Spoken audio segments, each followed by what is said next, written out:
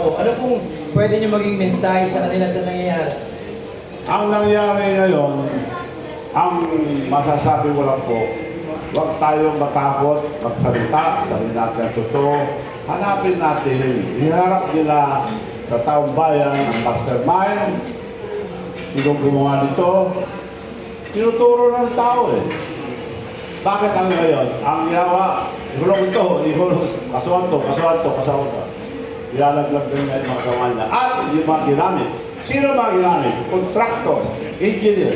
Mga engineers, hindi gagawa yan kung hindi sinuko sa kanila. Baka pinagagawa nila na sila kung hindi nila implement. So ginamit siyang ito. Paano na yung mga nakinabang?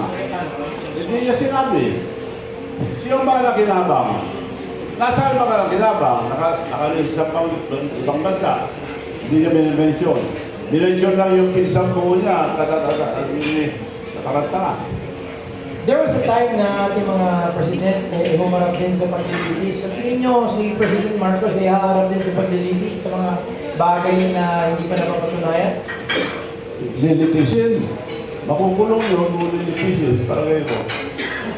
So hindi na... Alam mo, ang ating bansa, kaya magulo, nawala na yung mga real opposition. Like sila Senator Ninoy Aquino, Senator Jerry Rojas, sila Senator Talyata, yan mga totoong oposisyon. Nagsasalita, hindi na bibili. Ito, mukhang natatahimik na yung mga iba eh. So, nananawagan ako sa mga senador na magpakatao kayo, sabihin yung totoo. At least, ako baka may naiwan pang senador na matino.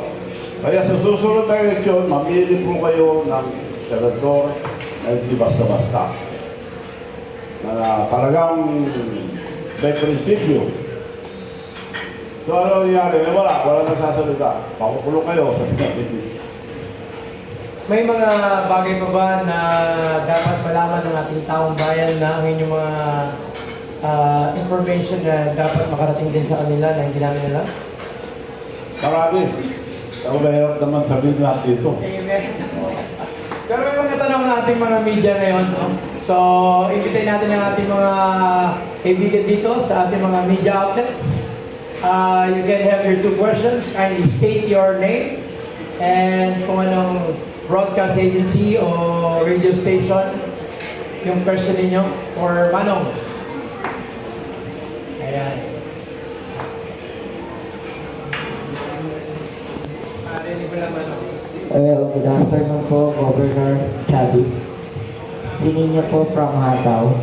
Sir, tanong ko lang po, maraming investigasyon na gaganap ngayon about corruption, blood control mess, sa Senado, sa Congress, sa Ombudsman, sa ICI. Sa tingin nyo, alin na ba dito ang makatotohanan at totoo talagang investigasyon? O meron ba? Kung gobyerno mag-iimbestiga, hindi masusulba yan dahil sila problema eh. Sila problema paano nag-imbestiga sa sarili nila. Nagpapagod lang po tayo kung gobyerno ang magsusolve yan. Kaya sabi kagabi ni Presidente, solve na lahat.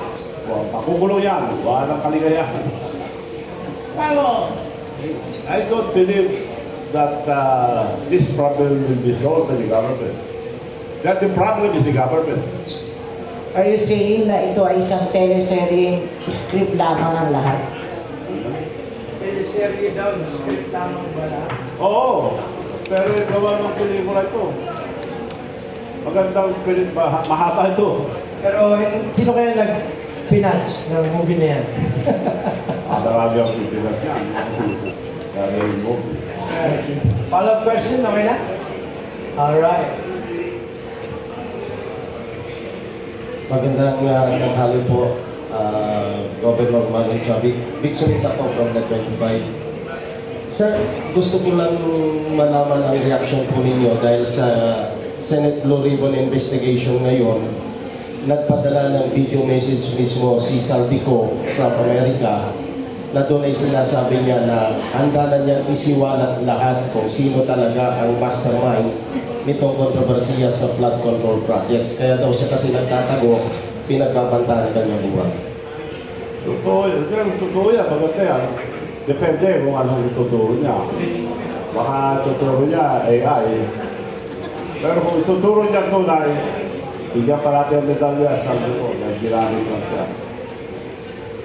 Pero natatakot siya, baka mamatay daw siya, hindi pa siya nakakalapag ng aeroplano. Magaya daw siya kay Benigno Aquino. Ibig sabihin, part of the street, yan. Pupunta ako, para papatay na ako, hindi ako pupunta. Part of the street. Gov, Part of the teleserye yan. Gov, for soundbites lang para malinaw yung soundbites. Doon sa sagot po ninyo doon sa sinasabi ni Mong Tulfo na kabilang kayo sa financier ng discapitalization. Nagtaka ako kay paring Ramon Tulfo dahil ulitin ko. Etong mga pangalan na ito, may nagsabi na, panakot ito at bayaran yung tao nagsabi nito. Yung unang nagsabi bayad yun. Sino ba yung unang nagsabi, Manong? Meron ako record. Naglabas ng Facebook niya. Meron na una. So, kinopya lang ni Ramon to, inulit lang niya. So, di ko alam bakit, anong rason niya inulit nito. Siya lang ang alam ko. Imbestigahan nila, bahala na sila. Kasama sa distraction niya, sir. Pero ako lang. Destabilization. Wala na. Kulang isang tao dyan. Dagdag natin. Alright, go ahead. Kawawa na ating bansa, mga babayan. Nakakaya tayo sa ibang bansa. Bagsak na ekonomiya natin lahat. Wala Yes. na gusto mag-invest dito. Nag-withdraw ang mga investor dito natin. Good afternoon po, Gov. Tanong ko lang po, naniniwala po ba kayo sa statement ni Pangulong BBM na may pakukulong sila before Christmas? Naniniwala ko daw kayo na may makukulong. Well, kung ikukulong nila yung mga maliliit, mas ikulong nila lahat. Wala yun. Yung malalaki, ikulong nila. Maniniwala ako. Sa akin yung sabihin, meron silang makulong. Hindi nga lang yung dapat makulong. Isa sa kurpisyo rin, masisino. Tukyo. Yung mga ginamit nila, Eh, sa bilog-bilog na wala naman, siya, wala hindi nagbigay o whatever. Malilit. Pwede pa ko ng malilit. Pero malalaki, wala. I'm sure. Maniwala ko sa kanila ako, ikulong yung mga malalaki na may alam. Alam mo, buhay ngayon, napakamura. Pwede ka ngayon, umupo ng isang tao, bigyan sila ng 10 million yung pamilya niya. Willing siya magpakulong o matay. Ha? Sa ganung halaga lang. Sa bilyon-bilyon. Kaya pwedeng magsakripisyo sa problema yan. Yung may sinasabi niyo, maliit na tao. Ano bang inaasahan niyo kay Mr. Romualdez? Ano bang dapat mangyari sa kanila? Maliban sa makulong. Hindi, I challenge him now. Pero para maniwala ang tao sa sasabihin niya, ipaupo sa lie detector, masalita. Baka masunog yung lie detector. Magbuhan kung... So, hinahamon mo sila na magpa-lie detector muna. Lie detector, kung siya upo, kung magsabi yung totoo. So, narinig po ninyo, ha? Go ahead. Bilib na ako. Bilib. Naniniwala ako sa gobyerno. Pagka pinamahan nila yun. Pagsalitain, hindi natin sigurado, sabi niya totoo. Upo siya sa lie detector. Sabi niya, malinis siya. Wala akong kasalanan. Sa lie detector. Good morning, Gov.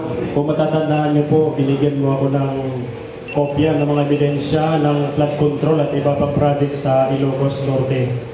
Pero nito mga nakalipas na araw, parang answered prayer yata ang request mo, Gov, dahil nagpunta raw ng ICI sa Ilocos Norte at nag-imbestiga. Kaya lang, diniklara nila na wala daw anomalya sa mga projects sa Ilocos Norte. Anong masasabi mo? Adding insult to injury. Apat ang pinuntahan, mahigit kulang-kulang 200 ang flood control sa Ilocos Norte. Apat lang. Pero yung mga apat, may mga diferensya konti lang. Bago gawa nga yung mga iba eh. Pero meron akong ebidensya na kinunan sa mga ibang lugar. Puro sira-sira. Ano Bakit? ba mag-imbestiga? More than less than 200 projects. 4 na pinunta. Sandali lang doon.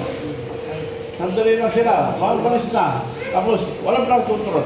Ang nagsasabi noon, yung mga engineer ng ginamit doon, hindi, makulong sila eh.